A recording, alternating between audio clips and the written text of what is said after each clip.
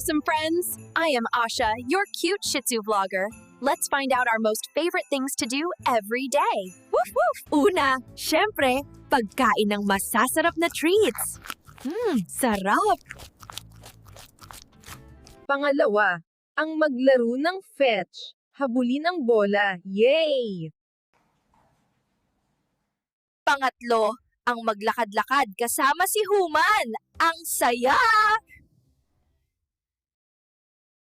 Pang-apat, syempre, matulog ng mahimbing.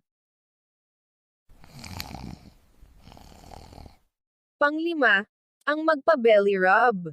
Sige pa Human, don't stop. Sixth, chewing a squeaky toy. Squeak! Squeak! Pampito, ang mag-zoomies. Whoosh! Takbo dito, takbo doon. At syempre, pinakahuli pero pinaka-importante, ang makasama si Human. Love na love ko kayo. Thanks for watching, dog lovers! Don't forget to like, follow, and woofscribe. Woof woof! Bye-bye!